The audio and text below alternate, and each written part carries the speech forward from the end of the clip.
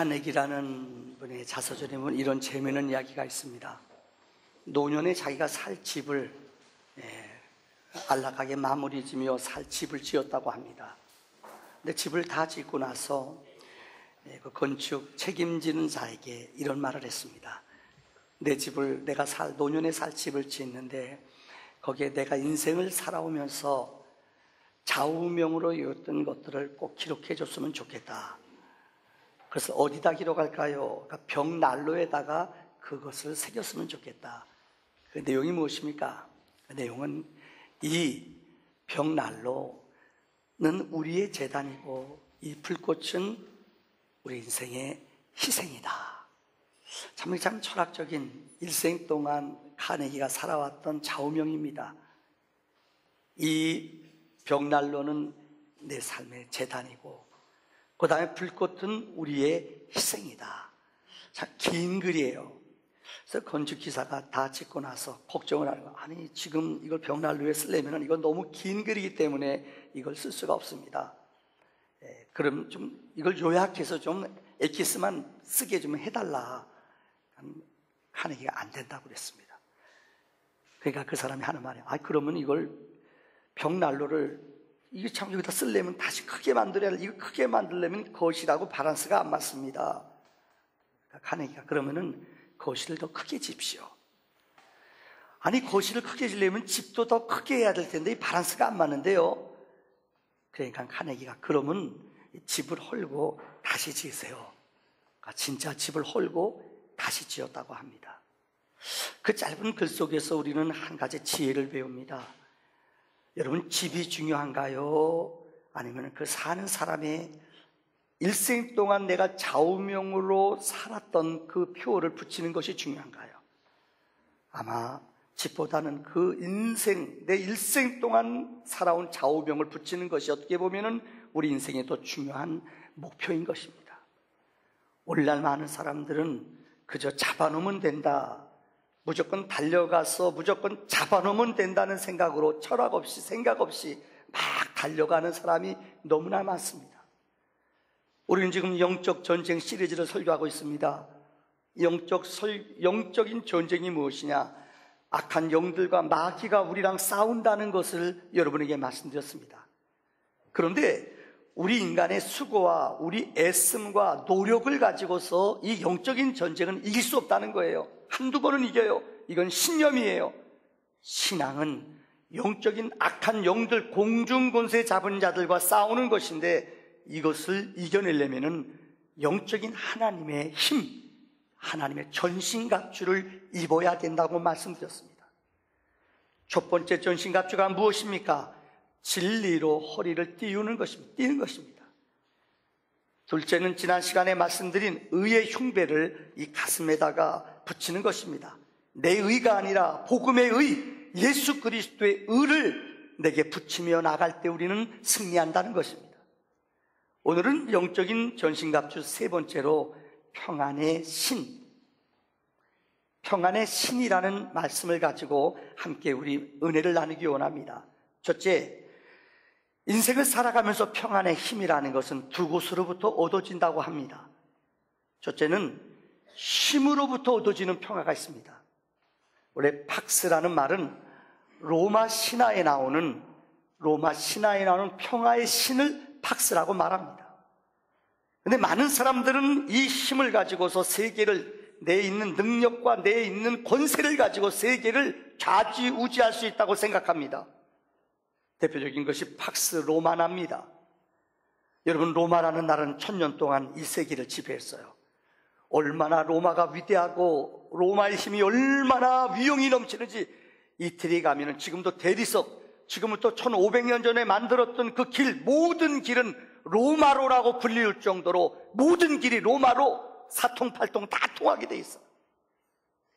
정치, 경제, 문화, 유럽에 있는 모든 지역, 크로아티아도 그래요. 여러 유럽 지역을 돌아봤더니 유럽 지역의 모든 문화들이, 남아있는 유적지들이 로마 사람들이 그 당시에 세웠던 그 성, 로마 사람들이 세웠던 그 엄청난 그 건축물들이 지금도 보존되어 있어요.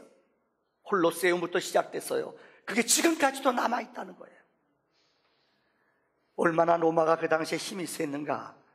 그 당시의 역사가, 요세푸스라는 역사가의 말을 빌리자면은 로마 시민권을 가진 사람이 여행을 하다가 누구한테 죽임을 당해요.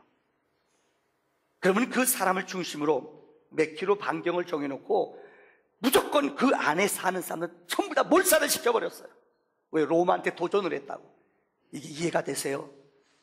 이만큼 로마는 자기의 힘들을 마음대로 발휘했습니다. 이게 팍스 로마나입니다. 2차 대전이 끝나고 세계 역사의 판도는 팍스 아메리카나로 바뀌었습니다.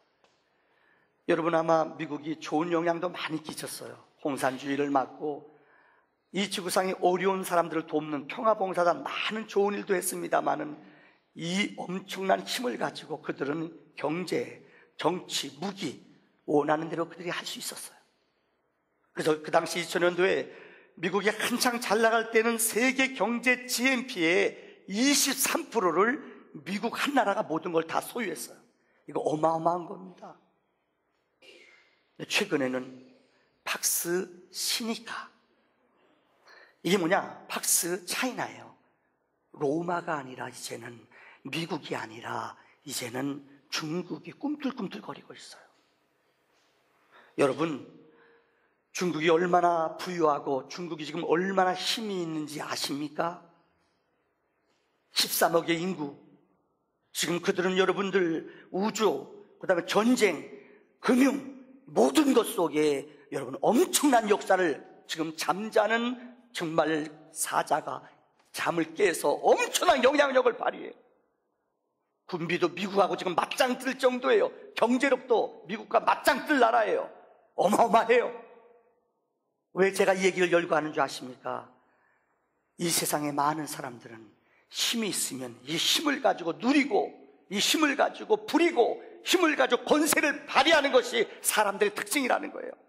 그러나 종국에 가서는 이렇게 힘 있을 때 힘을 함부로 사용하면은 아십니까? 그 결과가 비극이라는 거예요. 제가 두 가지 사건을 얘기를 드리겠습니다. 11세기로부터 13세기까지 십자군 전쟁이라는 것이 있었습니다. 그 당시는 로마의 교황청의 힘이 엄청났습니다. 너무나 넘치는 군사력, 너무나 넘치는 힘. 그래서 그들은 이 십자가 운동이라는 좋은 명목의 운동을 가지고 여러분 성지를 회복했습니다. 7번의 전쟁을 벌였습니다. 거기에는 어떻게 보면 미개한 사람들, 힘없는 사람들 무참하게 그들을 다뤘습니다. 그 결과 중국에는 십자가 전쟁이 실패로 끝나고 7번의 전쟁이 끝난 후에 오스만 터키가 그 세력을 지배했습니다. 그 후유증이 지금도 엄청난 양극의 힘 있는 자와 없는 자의 갈등의 세력이 오늘도 우리에게 있다는 것입니다. 18세기 이후부터 식민지 전쟁이 벌어졌습니다. 힘 있는 나라들은 남미, 아시아 여러 지역을 다니면서 힘없는 나라들을, 여러분 제3세계 힘없는 나라들을 그들의 힘과 권력을 가지고 그들을 굴복하게 했습니다. 그들의 좋은 자원들, 그들의 귀한 문화재들을 마음대로 가져갔습니다. 심지어 사람들을 노예로 마음껏 팔아버렸습니다. 힘이 있으니까 힘없는 사람들은 그냥 끌려갔습니다. 그런데 지금 오늘 우리 시대 속에 너무나 마음 아픈 얘기입니다만은, 여러분 제가 일부러 입을 열지 않더라도 백인들을 적대시하는 감정, 너희들 떠나라. 선교사들이, 여러분 열강의 힘과 더불어 선교사들도 그 더불어 같이 힘이 있을 때 쫓아가서 여러분들 선교의 전략을 세웠습니다. 힘 있을 때 여러분 정치가들을 동원해서, 힘 있는 자들 동원해서 전도 전략을 세우고 많은 전도의 열매를 맺었어요. 그런데 힘이 없어졌을 때 그 결과는 우리가 상상하지 못하는 엄청난 그 사람들의 고통과 아픔과 그들의 거부감을 받는다는 거예요. 힘으로 세상을 통일하려는 것은 한계가 있고 영원하지 않다는 거예요. 성경은 우리에게 두 번째 영원한 힘을 말해요. 이게 바로 사랑으로, 샬롬으로 우리의 힘을 발휘하는 것입니다. 예수 그리스도의 삶이 그랬습니다. 그는 하나님의 아들입니다. 하늘에 있는 능력을 다 가지신 분입니다. 근데 그분은 그 하나님과 동등되이 여김을 취하지 아니하시고 하늘에 있는 천사를, 하나님의 능력을 발휘할 수 있어요. 그런데 그분은 이 땅에 가장 낮은 자리에 여러분 마국간에 태어나셨습니다. 그분의 인생의 삶은 가장 가난한 마을 갈릴리에서 대부분의 삶을 보냈습니다. 예수님 주변에는 눈물 흘리는 자, 빽 없는 자, 갈데 없는 자, 고아, 과부, 나그네, 주로 예수님 주변에는 이러한 사람들이 모여들었습니다. 여러분, 그분은 마지막 십자가에 죽기까지, 피 한 방울, 물 한 방울 다 흘리기까지 그분은 자기 자신을 온전히 주심으로, 사랑으로 이 세계를 정복했습니다. 아마 여러분 한두 번 그분의 글을 읽어보시고 들어보신 적이 있을 겁니다. 프랑스의 유명한 이 시인인 분이 있습니다. 근데 이분은 정말 아내와 금실이 너무너무 좋았어요. 내 아내가 아이 하나, 딸을 낳고 세상을 떠났어요. 이 딸을 일생 동안 키우면서 아내를 너무 사랑했기 때문에 저도 아내가 떠나면 혼자 살 것 같아요. 이분이 일생 동안 혼자 살았어요. 그 딸아이를 키우면서요, 정말 일생 동안 혼자 살았어요. 이 아이가 너무나 잘 자라줬어요. 이 아이가 대학을 졸업했어요. 이 딸이요, 복음을 영접하고 은혜를 받았어요. 그래서 이 딸이 아프리카의 선교사로 떠나기로 결심을 했어요. 아버지가 말립니다. 야, 내가 일생 동안 너를 바라보고 너를 키웠는데 내가 아프리카에 가면 안 된다. 아버지가 설득해요. 아무리 설득해도 이 딸의 마음을 막을 수가 없었어요. 이 딸이 아프리카 선교사로 떠나는 날, 아버지는 이런 유명한 시를 남겼습니다. 로마의 사형수 예수여, 그대는 사람인가 하나님인가? 죽은 사람인가 산 사람인가? 내 심장보다 귀중한 것을, 내 생명보다 소중한 것을 내 딸을 내 품에서 빼앗아가는 그대는 죽은 사람인가 산 사람인가? 하나님인가 사람인가? 사랑의 약탈자요, 생명의 약탈자요. 여러분, 이게 예수의 능력입니다. 사랑으로 희생하고 죽고 내 것을 다 내어놓는 것 같습니다마는 이 사랑에는 생명이 있고 기적이 있고 은혜의 역사가 임하여지는 줄을 믿습니다. 두 번째, 오늘 본문은 우리에게 평화의 신을 신으라고 말하고 있습니다. 우리의 신체 구조 가운데 요즘은 여러분 아세요? 이 다리를, 발을 특별히 연구하는 분이 있어요. 족을. 그래서 여러분 이 중국이나 이런 데 가면 안마해 주는데 이 다리에 우리 신체 구조가 모두 다 있대요. 그래서 다리를 안마를 잘하면 몸의 피로가 풀린대요. 일리가 있는 것 같아요. 특별히 성경에 기록된 평화의 신이라는 말은, 이 신이라는 것은 아주 전쟁에 중요한 군인의 무기였습니다. 왜 그러냐? 그 당시 역사는 여러분 보세요. 이 신발이 편해야지만이 운동하거나 뭐 할 때 아주 귀한 거예요. 혹시 여러분 1992년 바르셀로나에서 몬주익의 영웅인, 몬주익 경기장에서 금메달을 땄던 황용조 선수를 여러분 기억할 겁니다. 이 선수에게 여러분 마라톤을 잘 뛰기 위해서 이 코오롱 소속이었는데 좋은 신발을 만들어줬어요. 그를 봤더니 한 22명의 전문가들이 모여서 2년 동안 이 황용조 선수 발을 재고 사이즈를 재고 좋은 이 재질을 가지고 좋은 신발을 만들었어요. 그래서 여러분들 아마 그때 달리기 할 때 혹시 기억나는 분이 있을지 모르겠어요. 일본 선수가 같이 뛰다가 일본 선수가 신발끈이 풀어졌어요. 이 다니구치라는 선수예요. 그러니까 선수가 뛸 때 신발이 끈이 풀어지거나 신발이 무거우면 안 돼요. 그래서 기능성 있는 것, 습기를, 그 다음에 여러분들 이 빨지 않도록, 습기가 있지 않도록, 그 다음에 아주 특수 재질을 만들어가지고 자그마치 1억이 넘는 돈을 들여서 이 신발을 만들었다는 거예요.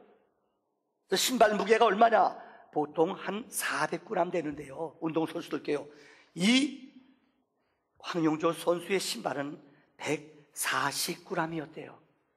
놀라지도 않네요, 여러분. 워낙 비싸니까 그렇지요. 이것 때문에 그 경기에서 우승할 수 있었대요. 이거 중요한 역할이라는 거예요.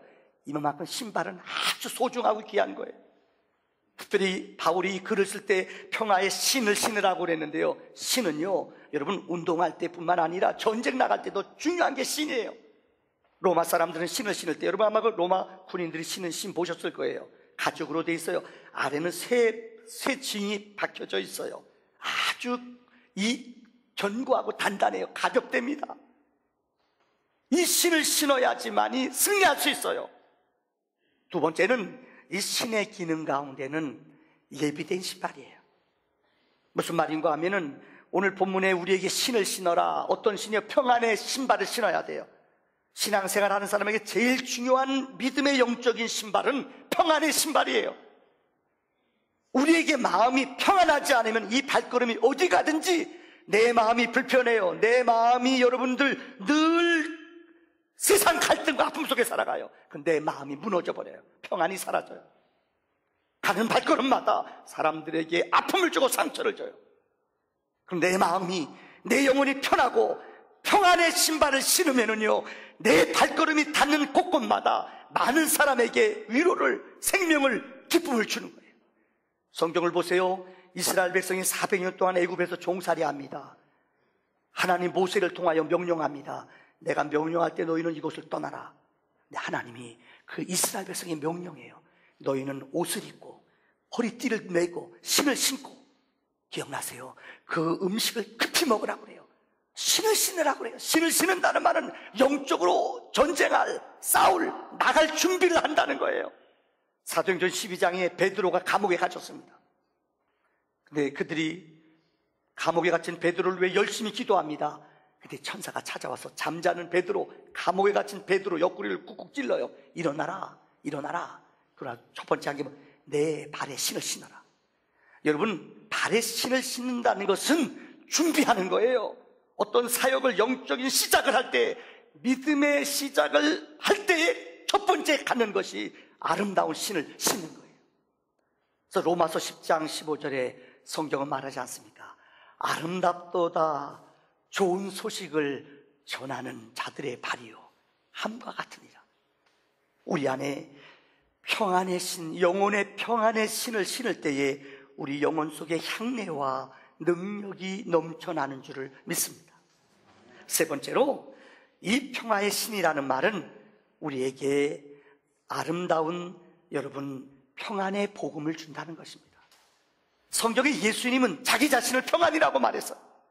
부활하신 후에도 주님은 우리에게 찾아와서 너희에게 평강을 준다고 그랬어요. 로마서 5장을 읽어보면 예수님은 자기 자신을 향하여 평화에 대한 이야기를 여러 번 열거해 주셨습니다. 5장 10절의 말씀에 보면은 우리가 아직 죄인 되었을 때에, 우리가 아직 연약할 때에, 특별히 10절에 보면은 우리가 원수되었을 때에, 아담의 원죄로 인하여 우리는 하나님 앞에 나갈 수가 없습니다. 우리는 원수되었고 하나님과 영원히 나눠졌고 하나님과 관계가 끊어졌습니다. 근데 예수님이 땅에 오신 가장 중요한 이유는 친히 예수님께서 십자가에 못 박혀 죽으심으로 우리에게 화목을 허락하셨다는 거예요. 샬롬, 평강을 주셨다는 거예요. 예수님은 영원한 화목자인 줄 믿습니다. 두 번째로, 성경은 우리에게 5장 11절, 로마서 5장 11절에 예수님은 우리에게 즐거움을 준다고 말하셨어요. 예수님을 경험하는 자마다, 예수님을 체험하는 자마다 그분의 구원이, 그분의 기쁨이, 생명이 내 영혼 속에 넘친다는 거예요. 여러분, 11절의 말씀을 보세요. 우리 주 예수 그리스도로 말미암아 하나님 안에서 또한 즐거워하느니라. 그래서 예수를 믿으면은요, 우리 영혼 속에 평안함이 올 뿐만 아니라 우리 안에 기쁨이 넘쳐요. 예수를 믿는 사람이 기쁨이 없다면, 예수를 믿는 예배 속에 기쁨의 감격이 없다면, 여러분, 뭔가 내 영혼이 병이 들었거나 내 안에 문제가 있는 거예요. 예수님은 우리에게 영원한 기쁨과 즐거움을 주기에 오신 분이신 줄 믿습니다. 우리 찬송가 가운데 그런 거 있잖아요. 주 예수 사랑 기쁨 내 마음속에, 내 마음속에, 그 노래도 있고요. 또 우리 있잖아요. 무슨 노래죠? 이제는 정죄 없네 예수 안에서, 예수 안에서, 예수 안에서 이제는 정죄 없네 예수 안에. 1절 한번 가사 좀 띄워줄래요? 주 예수 사랑 기쁨 내 마음속에 주 예수 사랑 내 마음 나는 기뻐요. 정말 기뻐요. 주 예수 사랑 기쁨 내 마음 나는 기뻐요. 정말 기뻐요. 주 예수 사랑. 우리 이제는 손뼉치며 잡시다. 이제는 정죄 없네. 어디에서요? 예수 안에, 예수 안에서 이제는 정죄. 어디서요? 예수 안에서 나는 기뻐요. 정말 기뻐요. 주 예수 사랑 기쁨 내 맘에 나는 기뻐요. 정말 기뻐요. 주 예수 사랑 기쁨 내 맘에. 여러분, 예수라는 말의 뜻은 자기 백성을 죄에서 구원하는 자예요. 예수님을 부르는 자마다 하늘의 기쁨이 넘쳐요. 복음은 유앙젤리온이에요. 복음은 유앙젤리온이 뭐냐? 가장 세상에 기쁜 소식이 복음이에요. 굿뉴스, 우리에게 주는 가장 기쁨의 소식, 이게 예수의 복음이에요. 세 번째로, 예수 그리스도는 우리에게 평화를 주셨어요. 요한복음 14장 17절에 예수님은 우리에게 말씀했어요. 평화를 너희에게 끼치노니 곧 내가 너희에게 주는 평화는 세상에 주는 것이 아니라 너희는 마음에 근심하지 말고 두려워 말라. 하나님을 믿는 자에게는 평안이 있다고 그랬어요. 우리 찬송가 있잖아요. 여러분, 주는 평화 막힌 담을 모두 허셨네. 주는 평화 우리의 평화 염려다 주가 돌보시 주는 평화 우리의 여러분, 왜 주님이 우리에게 평화의 신을 신으라고 말씀해 주시는 줄 아세요? 주님의 삶은 평화예요. 주님의 복음이 들어가는 곳마다 어느 개인이나 어느 공동체나 어느 여러분들 국가나 어느 사회나 복음이 들어가는 곳마다 기쁨의 기적이, 성령의 기쁨의 희열이 넘쳐나는 은혜가 임한 줄을 믿습니다. 마지막 결론 세 번째 말씀을 드립니다. 이 땅의 가장 아름다운 발은 복음을 전하는 발이에요. 앞서 로마서 10장 여러분들 15절 말씀, 복음을 전하는 발은 가장 아름답다고 말했잖아요. 복음이 들어가는 곳곳마다 하나님의 기적이, 능력이 나타나요. 설교하다가 이 기독교 방송 CBS에서 새롭게 하사라는 프로그램이 있었어요. 오래전에 방송한 거예요. 설교 준비하다가 참 이 선교사님 이름이 안찬호라는 선교사님이에요. 이분이 들어쓰심이라는 책을 썼어요. 여러분 얼굴 보시라도 여러분 좀 험상궂게 생겼잖아요. 이분은 정말 어렵게 인생을, 부모님들을 잘못 만나 젊은 시절에 너무너무 어렵게 지내, 학교도 제대로 못 나왔어요. 그래서 고등학교 다니다가 중퇴했어요. 그런데 공수부대 가서 7년 동안 공수부대에 있다가 제대하고 갈 때가 취직이 돼야죠. 학벌이 없으니까. 너무 힘들고 어려워서 이분이 할 수 없이 강원도 탄광에 가서 10년 동안 머물렀어요. 근데 거기서 일하다가 연탄을 캐다가 24살 때에, 다시 말하면 24살 때 군대 제대하고 탄광에 가서 일하다가 열심히 일하다 탄광이 무너졌어요. 14시간 동안 그 탄광 안에 햇빛도 없는 그곳 가운데 머물렀어요. 탄광이 무너졌으니까. 그런데 자기랑, 저는 뭐 탄광에 2명씩 폐허가 들어간대요. 둘이 들어가는데 그 고씨라는 40 넘은 아저씨, 중년 아저씨와 자기랑 둘이 들어갔어요. 탄광이 무너졌어요. 정막이죠. 오랫동안. 얼마나 두렵고 위험해요. 근데 그 고씨라는 아저씨가 자기에게 이렇게 얘기를 하더래요. 자네 예수 믿나? 성탄절날 한두 번은 가봤지만 안 믿어요. 한참 있다가 아저씨가 두 번째 질문하더래요. 자네 지금 죽으면은 천당 갈 것 같나? 지옥 갈 것 같나? 진짜 죽음의 깜깜한 그 안에서 이 질문을 던지는데 자기 마음이 숙연해지더래요. 아무리 생각해봐도 자기는 천당 갈 자신이 없더래요. 대답을 못했대요. 천당 갈 자신이 없는데요. 그분이 오래 있다가 그러면 내가 천당 가는 일을 설명해 줄게. 자네가 믿겠나?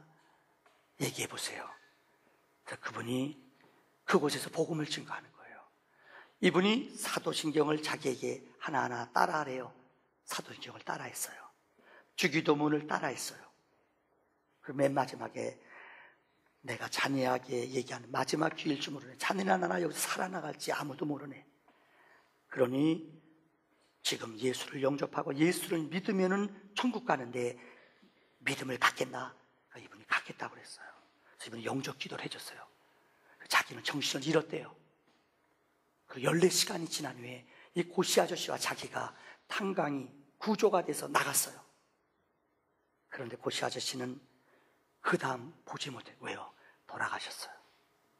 자기에게 복음을 가르쳐주고 이분은 세상을 떠났어요. 여러분, 사람이 이렇게 그곳에서 예수 믿고 영접했다고 사람의 삶이 변하는 게 아니에요. 내 옛 성품이 있고 내 옛 습관이 있거든요. 못된 짓 조폭색에 들어가 살았어요. 돈 쉽게 벌잖아요. 덩치도 크니까는요. 어느 날 힘없는 백없는 돈꾼 사람들 쫓아가서 늑살하게 때리고요. 너무나 피가 나서 불쌍해서 병원에 데려갔대요. 근데요, 병원에 간호사가요 그랬대요. 다 치료해주고 인생 그렇게 살지 마세요. 열받더래요. 인생을 그렇게 살지 말라고 그러더래요. 이렇게 힘없고 백없는 사람 이러면 안 되지요. 그러면서 여자가 당차게 예수 믿으세요. 너무 열받아. 너 어느 교회 나가냐? 그랬대요.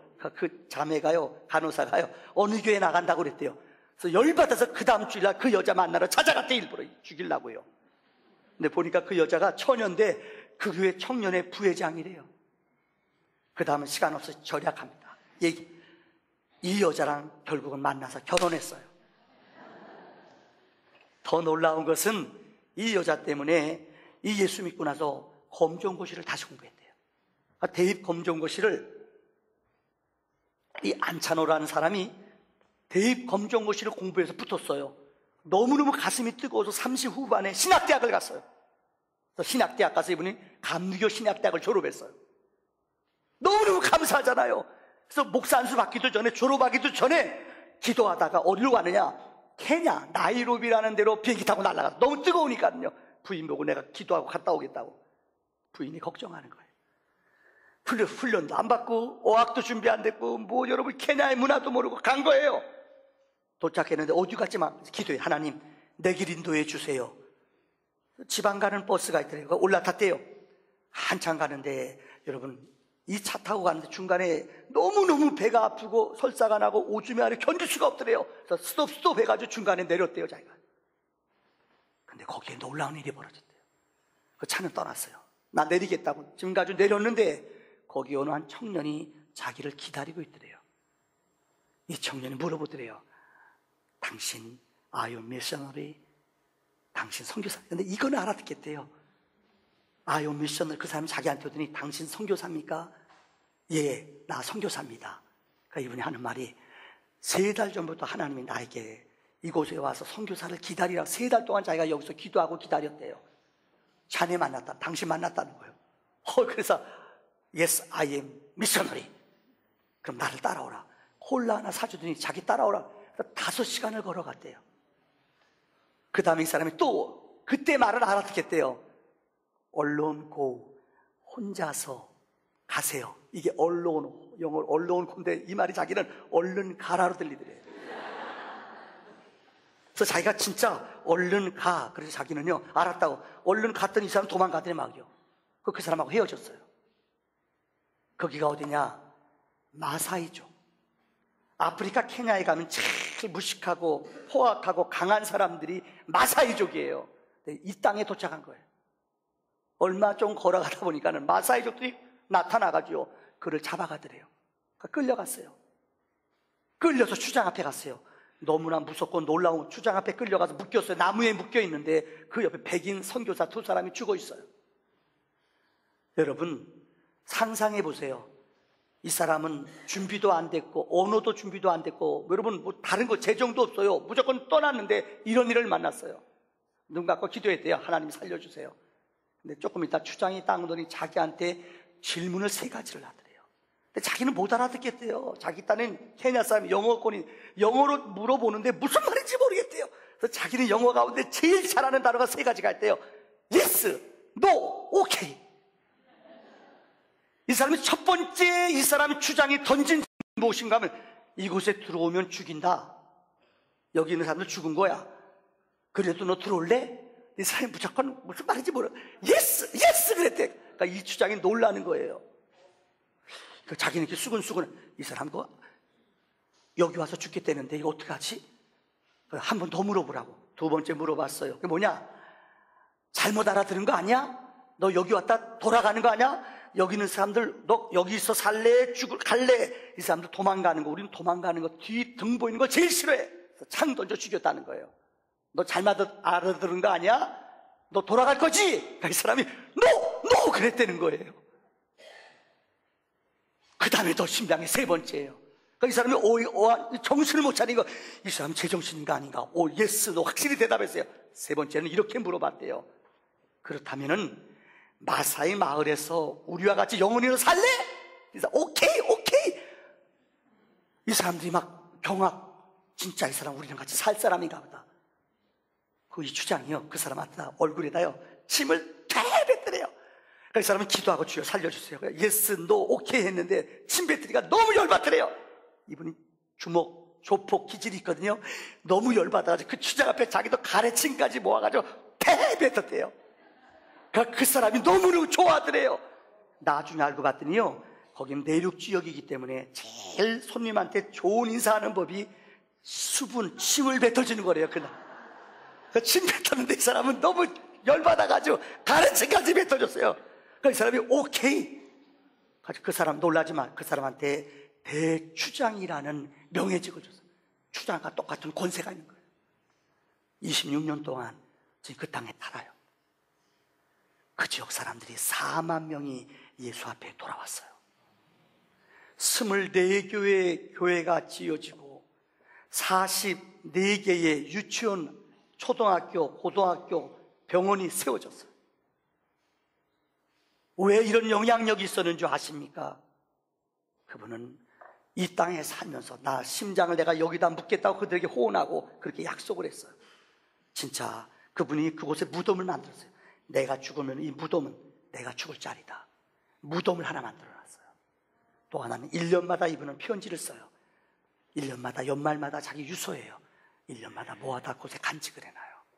이 진정성이, 이 거룩한 뜨거운 열정과 평화의 능력이 그들의 마음을 변화시킨 거예요. 이런 거룩한 들어쓰심의 은혜가 우리 모두에게 아름다운 평화의 사신으로 연락되어지기를 주의 이름으로 축원합니다. 기도합시다.